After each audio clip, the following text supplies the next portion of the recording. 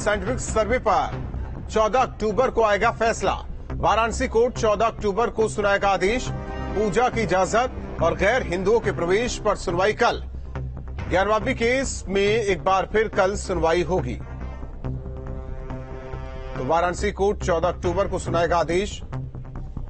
पूजा की इजाजत और गैर हिंदुओं के प्रवेश पर सुनवाई कल। तो जिस तरीके से कार्बन डेटिंग की मांग की गई थी, हालांकि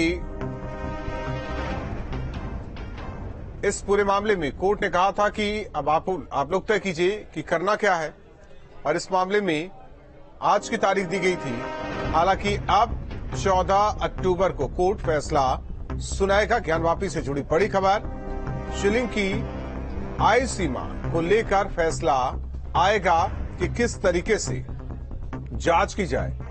हालांकि वकील से कोर्ट ने पूछा कि और भी कोई तरीके हैं कार्बन डेटिंग के अलावा।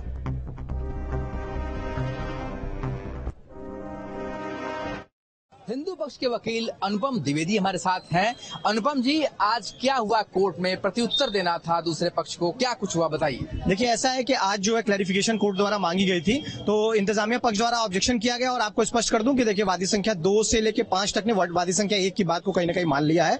और उनका ये कहना कि जो है कार्बन डेटिंग अगर से नुकसान होता है तो कार्बन डेटिंग न कराई जाए, और भी कोई अन्य साइंटिफिक मेथड, जो हमारा स्टैंड हमेशा से क्लियर रहा है कि कोई भी साइंटिफिक मेथड से आप टेस्ट करिए, किसी प्रकार का कोई शिवलिंग को क्षरण या नुकसान नहीं पहुंचना चाहिए। और अंजुमन इंतजामिया का 2 पॉइंट था उनका। एक ये कहना था कि सुप्रीम कोर्ट के ऑर्डर से प्रोटेक्टेड है, तो वहां आप कुछ भी नहीं कर सकते। और दूसरी बात उनका कहना था कि सूट प्रॉपर्टी नहीं है, जो कि बहुत इररिलेवेंट कंसिडरेशन है, वो कोई मसला नहीं है। तो 14 अक्टूबर को क्या होने वाला है ये बताइए। 14 अक्टूबर को देखिए 2:30 बजे का समय नियत है, और 2:30 बजे के आसपास जो है हम ये उम्मीद करते हैं कि जिला जज साहब इस पर ऑर्डर देंगे। किस तरीके का ऑर्डर होगा?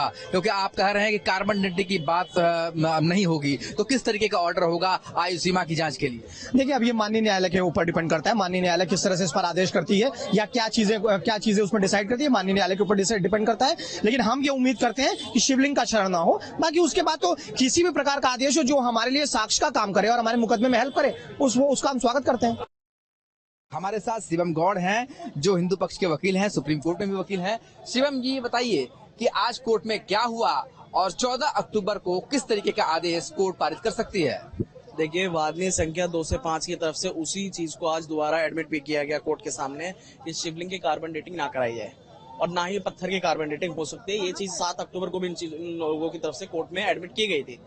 जब राखी सिंह की तरफ से पूछा गया कि किस तरह का कोई नई आर्गुमेंट आपको रखनी है, तो हमारी तरफ से कहा गया कि जो ऑलरेडी कंसेंट बन चुका है वादी संख्या 2 से 5 की तरफ से, इसके बाद किसी तरह की कोई नई आर्गुमेंट या कोई नया ऑब्जेक्शन हमारे पास नहीं रह गया है। कोई भी साइंटिफिक इन्वेस्टिगेशन बिना नुकसान पहुंचाए और विद इन द पैरामीटर यदि की जाती है, हम उसका समर्थन करेंगे, और उसको कराने के लिए हमारी तरफ से किसी तरह कोई विरोध नहीं रह जाता है। जो भी आदेश आएगा साइंटिफिक इन्वेस्टिगेशन को लेकर के, कार्बन डेटिंग के अलावा दूसरी जांच का इसमें आदेश आ सकता है, और जो भी होगा विद इन द पैरामीटर होगा, यानी कि जिसमें शिवलिंग की आयु सीमा पता लगाई जा सके। जी, शिवलिंग की आयु सीमा को लेकर के कोई जांच जो की जाएगी बिना सैंपल लिए की जाएगी, बिना नुकसान की जाएगी, क्योंकि वादी संख्या 2 से 5 ने भी इस चीज को कोर्ट में एडमिट कर दिया है। तो ज्ञानवापी मामले में हिंदू पक्ष के वकील हरिशंकर जैन और विष्णु जैन का क्या कुछ कहना है, ये भी सुनिए। कार्बन डेटिंग नहीं हो सकती है, और ये शिवलिंग जो है इस केस का पार्ट नहीं है। माननीय न्यायालय ने दोनों पक्षों को सुनने के बाद अब इसमें अपना फैसला सुरक्षित रखा है। 14 अक्टूबर को इसमें माननीय न्यायालय अपना फैसला सुनाएगा। माननीय जिला जज महोदय ने दोनों पक्षों को सुन लिया है। जो मुस्लिम पक्ष को ऑब्जेक्शन देना था वो दे दिया है, बस पूरी हो चुकी है, और 14 तारीख को फैसला होगा। और हमारे साथ सुशांत मुखर्जी जुड़े हैं सहयोगी। सुशांत, अब आगे क्या? हालांकि कहा जा रहा है कि 14 अक्टूबर को फैसला आएगा, लेकिन जिस तरीके से आयु सीमा की जांच की बात हुई, यानी कि कार्बन डेटिंग अब नहीं होगी। हालांकि कोर्ट ने पहले भी ये कहा था कि और क्या कुछ रास्ते हो सकते हैं। तो आज की इस पूरी कवायद के दौरान क्या कुछ रहा, वो जरा दर्शकों को बताइए। देखिए, आज प्रत्युत्तर देना था अंजुमन इंतजामिया कमेटी को, और अंजुमन इंतजामिया कमेटी ने प्रत्युत्तर देते हुए ये कहा कि सुप्रीम कोर्ट ने उस पूरे इलाके को सील किया है, ऐसे में किसी भी तरह की कोई जांच न कराई जाए। और इसके साथ ही 1991 एक्ट का हवाला लगातार वो देते आए हैं, उसकी बात की। हालांकि अब कोर्ट ने ये लगभग साफ कर दिया है रुख कि 14 अक्टूबर 2022 वो तारीख होगी जिस दिन कोर्ट जो वहां पर शिवलिंग पाया गया है उसकी आयु सीमा के लिए साइंटिफिक जांच के आदेश देगा। यानी कि कार्बन डेटिंग तो नहीं होगी, ये लगभग बात क्लियर हो गई है। अब जो बातें सामने आई है अभी तक, हालांकि कोर्ट का जब ऑर्डर होगा तब बाकी चीजें क्लियर होगी, पर कोर्ट एएसआई से जुड़े हुए जो साइंटिस्ट है उनकी एक पैनल बनाकर उनसे ये कहेगा कि आखिर वहां पर जो शिवलिंग है उसका क्षरण ना हो, किसी तरह से कोई नुकसान ना हो। नुकसान के बिना ऐसी कौन सी विधियां हैं जिसके वहां पर आयु सीमा पता ही लगाई जा सके, उसके लिए कोर्ट आदेश देगा। तो अभी तक फिलहाल ये बात छनकर सामने आई है कि कोर्ट 14 अक्टूबर को एएसआई के जो विशेषज्ञ हैं उनका एक पैनल बना सकता है और उन्हें ये आदेश दे सकता है कि वो ये तय करे कि किस तरीके से इसकी आयु सीमा तय होगी ताकि वहां पर कोई भी क्षरण ना हो। तो 14 अक्टूबर को 2:30 बजे का समय कोर्ट ने आदेश सुनाने के लिए तय किया है और 14 अक्टूबर को 2:30 बजे ये साफ हो जाएगा कि कोर्ट किस तरीके का आदेश देती है। पर इस बात से पर्दा उठ चुका है कि कार्बन डेटिंग जैसी कोई चीज वहां पर नहीं की जाएगी। तो कार्बन डेटिंग नहीं होगी, ये बात अब साफ हो चुकी है। सुशांत, आप हमारे साथ बने रहिए, आगे आपसे जुड़ते हैं दूसरी खबर पर। बड़ी खबर दर्शकों को बता दें, वाराणसी पहुंचे गृह मंत्री अमित शाह बीजेपी संगठन के नेताओं के साथ करेंगे बैठक। नगर निगम चुनाव पर बनेगी रणनीति, मुख्यमंत्री योगी आदित्यनाथ भी होंगे शामिल। तो वाराणसी पहुंचे गृह मंत्री अमित शाह बीजेपी संगठन के नेताओं के साथ करेंगे बैठक। नगर निकाय चुनाव को लेकर रणनीति बनेगी। तो बड़ी खबर आपको इस वक्त की बता रहे हैं वाराणसी से। वाराणसी पहुंचे गृह मंत्री अमित शाह, मुख्यमंत्री योगी आदित्यनाथ भी होंगे इस बैठक में शामिल। सुशांत हमारे साथ लगातार जुड़े हुए। सुशांत, बाबा विश्वनाथ की नगरी और कहा जाए कि पीएम मोदी के संसदीय क्षेत्र में आज गृह मंत्री, और अहम ये कि नगर निकाय चुनाव को लेकर कहा जा रहा है कि बड़ी बैठक होने जा रही है और ये अब कहा जाए एकदम सही कि हर मुमकिन कोशिश नगर निकाय चुनाव को जीतने को लेकर, जिस वजह से ये बैठक अहम।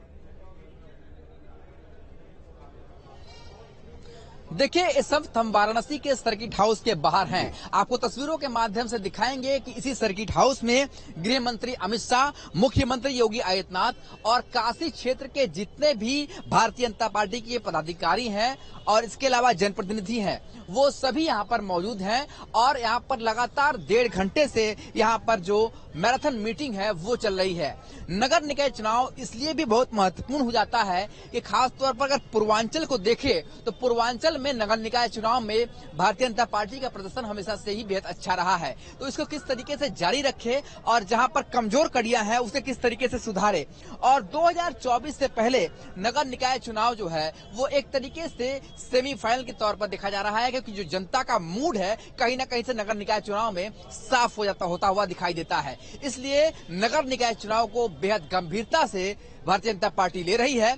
तो दूसरी तरफ इस बार आम आदमी पार्टी भी अपनी पूरी ताकत से नगर निकाय चुनाव लड़ने की घोषणा कर चुकी है। तो इसलिए नगर निकाय चुनाव को बेहद महत्व दिया जा रहा है। साथ ही अगर वाराणसी की बात की जाए तो जिस तरीके से वाराणसी में परिसीमन बदला है, रामनगर जो नगर महापालिका है वो नगर निगम में शामिल हो गई है। तो पहले जहां पर लगभग 90 वार्ड होते थे, अब 100 वार्ड हो चुके हैं नगर निगम में। तो 100 वार्ड में ये चुनाव संपन्न कराया जाएगा। तो इससे पहले किस तरीके से रणनीति होगी, किस रणनीति पर भारतीय जनता पार्टी काम करेगी, पूर्वांचल में कैसे नगर निकाय चुनाव को जीता जाएगा, क्या वो मंत्र होगा। तो भारतीय जनता पार्टी के चाणक्य माने जाने वाले गृह मंत्री अमित शाह अपना जो मूल मंत्र है वो आज वाराणसी के सर्किट हाउस में दे रहे हैं। हालांकि 1.5 घंटे से ये मीटिंग चल रही है, माना जा रहा है कि किसी भी वक्त ये मीटिंग खत्म हो सकती है और मीटिंग खत्म होने के बाद सीधे यहां से गृह मंत्री अमित शाह दिल्ली के लिए रवाना हो जाएंगे। और नगर निकाय चुनाव जो वाराणसी में इसलिए भी इस बार अहम होगा क्योंकि जहां एक तरफ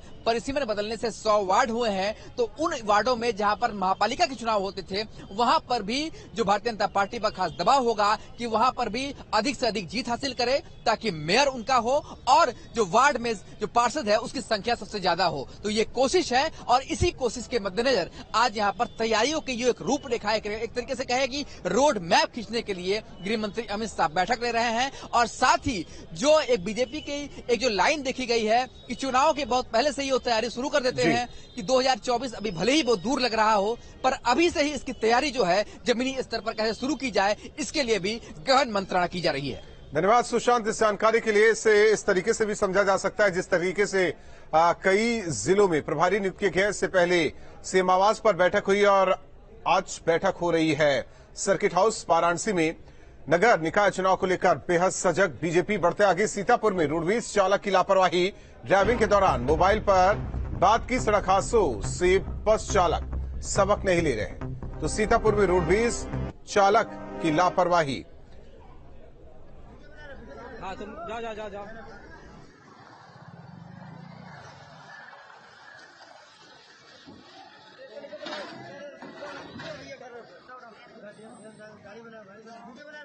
हाँ तुम जाओ।